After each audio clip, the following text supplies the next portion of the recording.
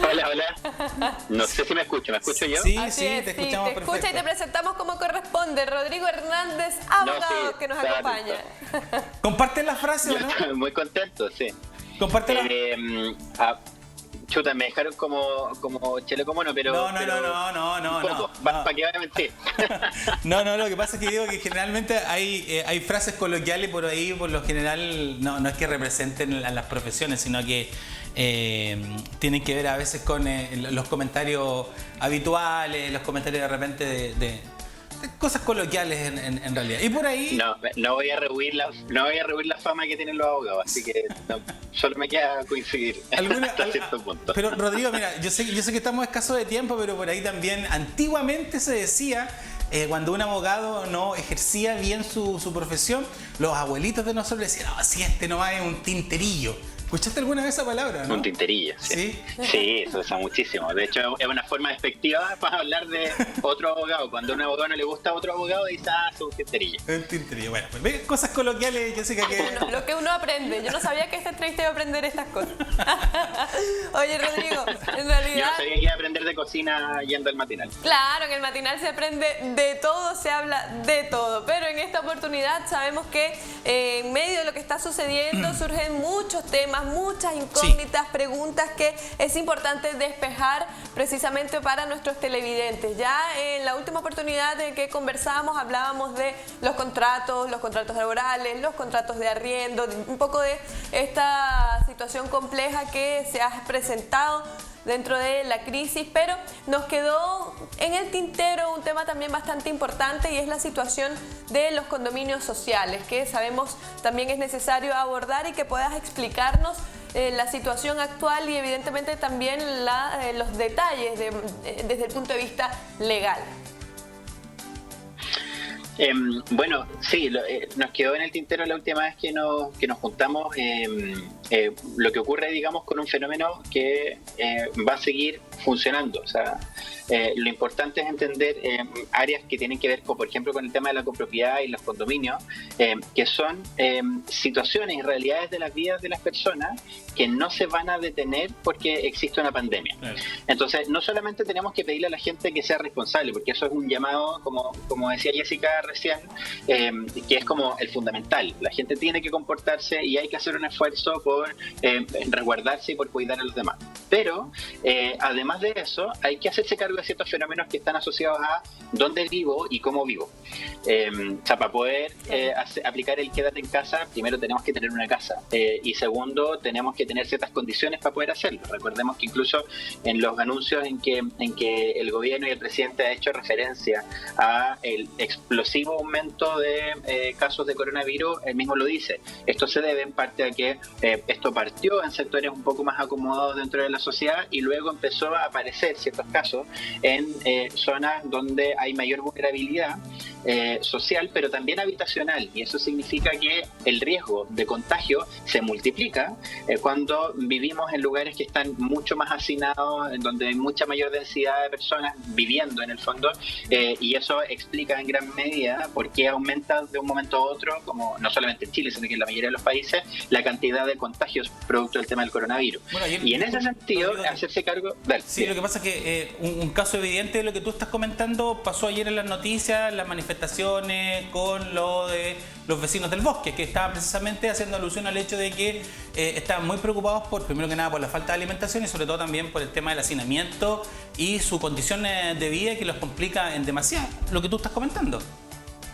Exactamente, de hecho eso es un problema porque aparece en el radar, digamos, un problema que nosotros no habíamos, o sea, nosotros trabajamos, los quienes estamos dedicados al área como de la vivienda y en la ciudad, es una realidad constante, pero en el discurso público, de alguna manera, siempre nosotros habíamos asumido que habían cosas más o menos resueltas en temas de vivienda, por lo menos en Chile. No sé si ustedes se han fijado, pero en el fondo hay un explosivo aumento en las ciudades de Chile de apariciones de condominios sociales, o sea, la política pública de vivienda en los años 90 buscó un objetivo en concreto, que es llegar a la mayor cantidad de personas con proyectos de vivienda para que la mayor cantidad de personas pueda tener donde vivir.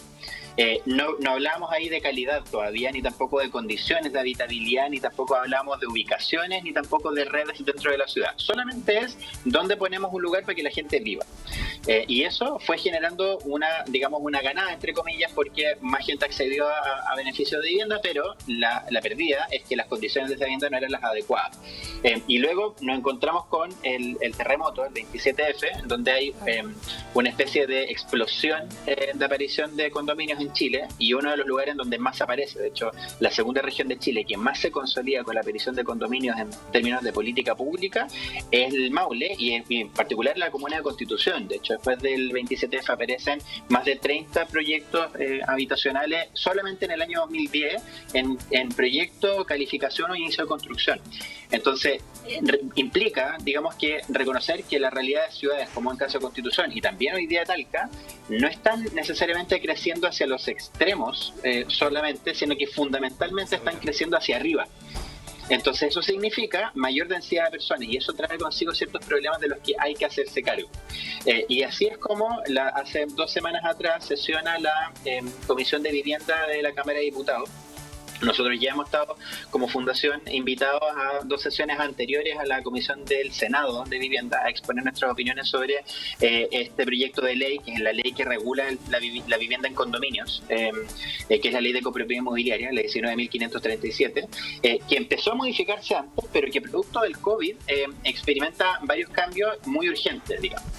Y dentro de esos cambios está, primero, una cuestión que tiene que ver con la no discriminación, y segundo, cuestiones que tienen que ver con el coste de la vida en copropiedad. O sea, digamos que esa dinámica es la compleja y que de la que tuvimos que en el fondo trabajar y hacernos cargo. Rodrigo, respecto de la discriminación, dale. Rodrigo, pero esto tiene que ver en términos súper prácticos como normativas de convivencia, probablemente producto de lo que estamos comentando sobre la cantidad de personas viviendo en un mismo edificio, sobre todo también en esta relación con la pandemia. Tiene que ver con, a ver, en el más sencillo de la expresión es normar de cierta manera, valga la redundancia, normas de convivencia para quienes viven ahí. Uh-huh.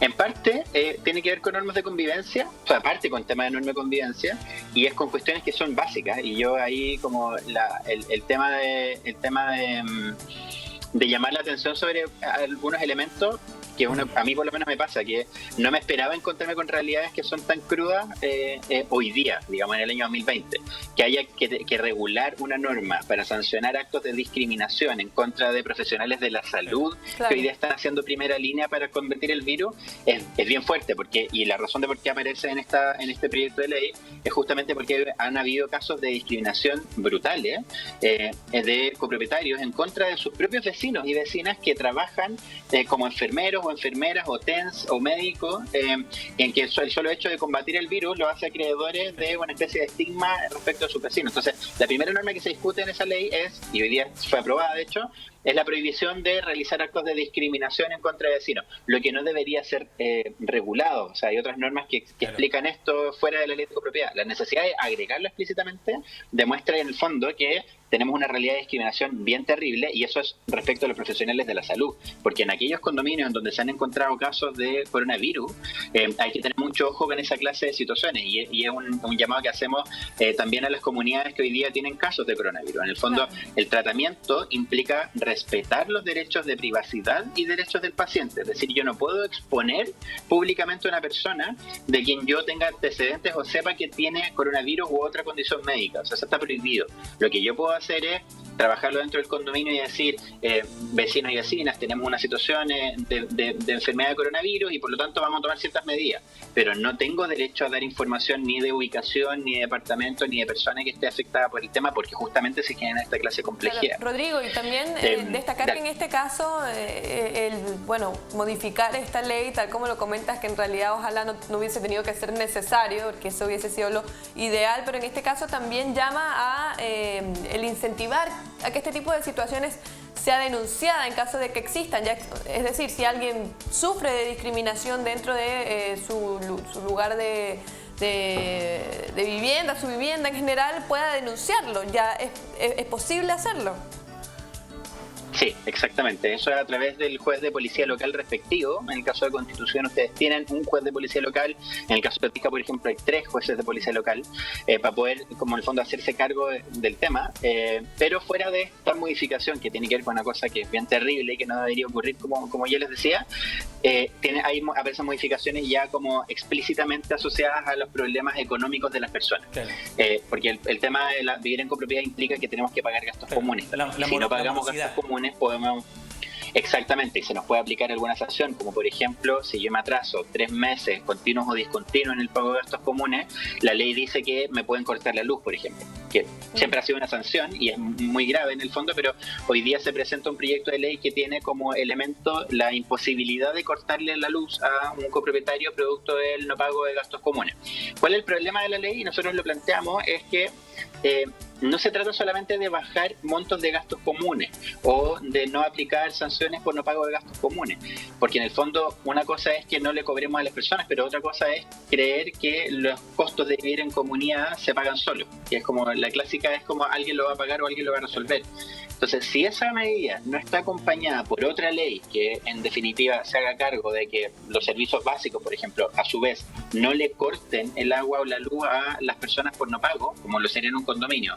Supongamos que en nuestro condominio no pagamos la luz y el agua y por lo tanto no aplicamos sanciones en contra de nadie que se atrase, podemos tener entonces en el futuro el problema de que la compañía de electricidad o de la sanitaria en el fondo nos corte igual el servicio básico y no haber servido esa solución en el fondo, porque terminaríamos entregándole a la comunidad más que un alivio, otro problema más dentro de la administración y sobre todo para aquellos copropietarios y copropietarias que funcionan. De hecho, hoy día nos ha pasado mucho en comunidades en donde nos dicen, la gente hace preguntas como ¿quién tiene problema económico o quién está sufriendo por el tema económico en contexto de coronavirus? Para saber si podemos apoyarlo, y la gente nunca responde, porque nunca nadie tiene problema, hasta que seguimos aplicando las sanciones de copropiedad y ahí nos damos cuenta que sí teníamos un problema y que no podíamos aplicar esa clase de norma. Entonces hay que tener mucho cuidado con las alternativas legales que se ofrecen, porque suenan muy atractivas en términos de bajar el coste de la vida en comunidad, pero por otro lado podemos generar un problema en el futuro, porque también dentro de un condominio no solamente ocurre que pagamos gastos de luz y agua, pero también pagamos a la persona que saca la basura, le pagamos a la persona que arregla el pasto, etcétera. Si no me equivoco, dentro de estas mismas conversaciones se estipulaba la necesidad de que los condominios en general, voy a tratar de hacerlo súper lúdico, tuvieran quizá una cajita chica, y esta cajita chica les significara precisamente tener la posibilidad de, no sé, pues si se ven en la necesidad de que un funcionario de salud, por ejemplo, o sea, un funcionario que trabaja en las dependencias del condominio no pueda ir o fue despedido, etcétera, no puede sacar, etcétera, un montón de cosas. El condominio debería tener quizás esta pequeña caja chica efectivamente para poder solventar esa necesidad, asumiendo también que a lo mejor hay un vecino que no puede pagar porque no ha ido a trabajar, entra en morosidad. Entonces, también se habló mucho al respecto que los condominios deberían tener esta especie de caja chica para poder solventar momentáneamente esta situación al respecto de cosas que puedan pasar. Sí, lo que pasa es que eso tiene un problema de aplicación, porque como tú bien dices, esta especie de caja chica es lo que la ley reconoce con el nombre de del fondo común o el fondo común de emergencia, que es un fondo que nos permite acolchar en el fondo gastos que no teníamos previstos cuando vivimos en un condominio y que en vez de pedirle plata a las familias, lo usamos y recurrimos a él para poder resolver rápidamente algún problema. El problema de eso es que cuando una autoridad dice recurramos a los fondos comunes de los copropiedades para que paguen estos problemas que no tienen solución hoy día, le entrega la obligación de resolver el problema de nuevo a las personas, al bolsillo de las personas. Entonces, lo que hoy día se está discutiendo justamente es ver la posibilidad de agregar un apoyo a los condominios, sobre todo los condominios sociales, porque es un problema y un defecto que tiene la ley. La ley siempre asumió, desgraciadamente de forma, a mi juicio, más bien discriminatoria, que las personas que habitan condominios sociales no van a tener la capacidad de ahorro para poder organizarse. Porque una cosa es creer que un condominio puede pagar gastos comunes por 100.000 pesos, porque eso es imposible. Pero sí es posible, en el fondo, creer que las personas tienen la capacidad de generar ahorro. Resulta que eso no se reguló en su minuto y hoy día le estamos diciendo a los condominios que no tienen obligación de tener fondo común, que paguen ellos mismos de parte de sus propios ahorros los problemas como derivados por la pandemia. Entonces el otro llamado dentro del proyecto de ley, el que se está discutiendo hoy día, es la posibilidad de agregar un aporte estatal a sobre todo los condominios sociales para poder seguir subsistiendo y funcionando por lo menos en sus funciones básicas elementales. O sea, hoy día tenemos condominios que en la llegada del invierno, la típica es que echan a perder las canaletas, se humedecen dentro de la propiedad y las bombas de agua no funcionan. O sea, dejar un condominio, sobre todo social, sin bombas de agua significa dejarlos derechamente sin agua por quizás cuánto tiempo, si es que no tienen la posibilidad de resolverlo o no tienen apoyos económicos para poder resolverlo. Entonces la deuda del Estado en el fondo es lograr hacerse cargo, y eso es lo que hoy día se está discutiendo. Y solo para cerrar la idea, el otro tema que quisimos poner nosotros por lo menos en relevo y que no estaba resuelto por la propuesta de ley de copropiedad original es que hay que reconocer otras formas de participación. O sea, eso nos ha pasado históricamente en Chile. Creemos que la gente participa solamente porque va a una asamblea dentro de una sala de reuniones, cuando en realidad tenemos situaciones en los condominios en donde hay personas con movilidad reducida o tercera edad que no pueden salir con tanta facilidad a una reunión. Entonces, ¿por qué no abrir en el fondo la facultad de hacerles consultas por escrito a la mayoría de las personas para resolver problemas diarios dentro del condominio, o reconocer formas de participación que pueden ser virtuales?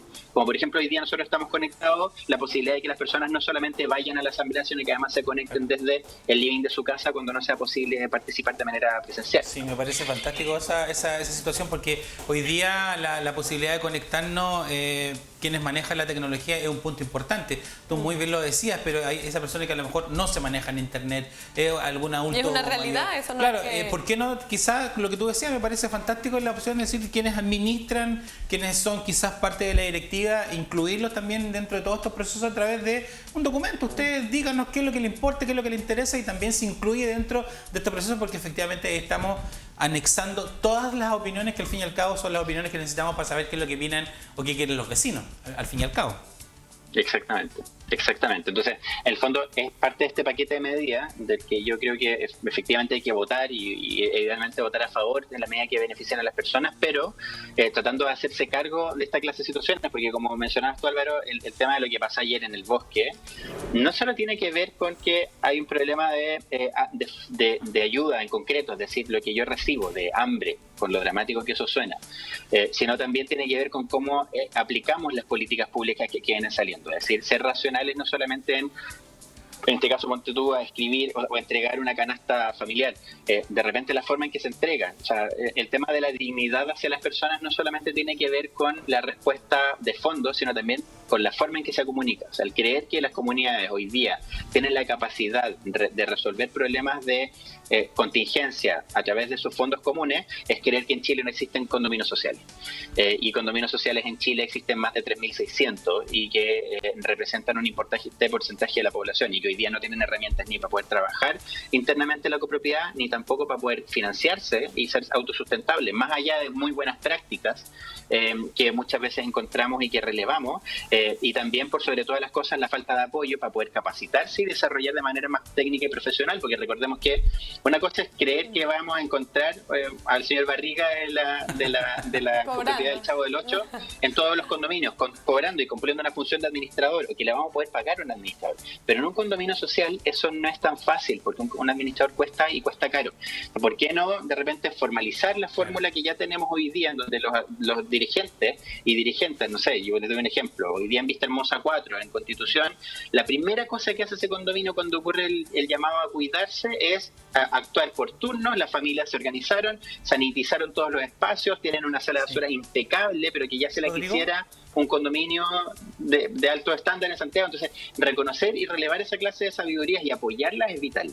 Sí, también, disculpa Álvaro, es que sobre lo mismo le quería preguntar algo que me parece también importante, porque yo estuve también leyendo al respecto sobre lo que tú estás comentando y me acordé de una persona que siempre nos decía acá, cuando se vive en comunidad, cuando se vive en condominio, me refiero a Enrique Candia, que ya hace un par de meses nos dejó, falleció, y él siempre nos decía fundamentalmente que una de las preocupaciones que él tenía como prevencionista de riesgo era que hay que actualizar los protocolos de emergencia. generalmente uno está supeditado a saber qué es lo que puede hacer dentro del hogar, pero ¿qué es vivir en comunidad? Y ahí también se hablaba mucho al respecto sobre modificar y actualizar todos y cada uno de los protocolos de emergencia, no solo por el tema de la pandemia, sino que por el tema de emergencia en general, que significa vivir en condominio. Exactamente. O sea, de hecho, hoy día en ámbito de salud se habla mucho de esto de la salud comunitaria. Y también, en el fondo, el componente comunitario es vital porque implica la capacidad que tenemos de responder articuladamente y colectivamente ante un fenómeno que es adverso. O sea, no es nada más que eso. O sea, que la capacidad que hoy día tengamos un condominio como donde la presidenta de la copropiedad de Vista Hermosa 4 es la Rosita Aranea. La Rosa Aranea en Constitución, la capacidad de responder inmediatamente al problema, comunicarse inmediatamente con sus vecinos y vecinas, protegerse, es una cosa invaluable. O sea, el hecho de que de repente no con nuestros vecinos no solamente es una cuestión negativa por una cuestión de trato, es decir, como una cuestión casi ética y moral de tener que saludar al que está al lado, sino también una cuestión de conveniencia. Nos necesitamos para poder salir de esta cuestión. Y cuando alguien dice...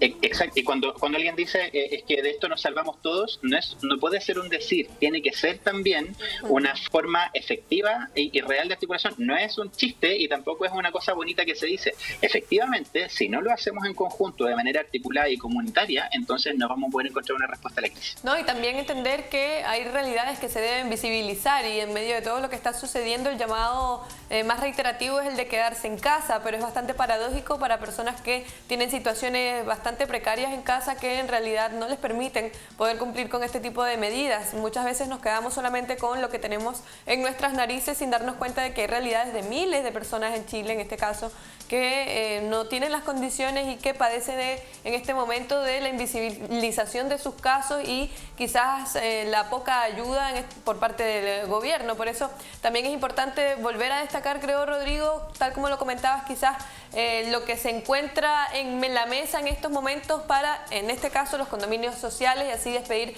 esta entrevista con esta información que es sumamente importante, que quizás muchos estaban esperando, pero poco y nada escuchaban al respecto. Exactamente. Muchas gracias a ustedes también por abrir esta clase de conversaciones y la información a personas y una realidad que tenemos muy latente en el Maule y también en el resto de Chile.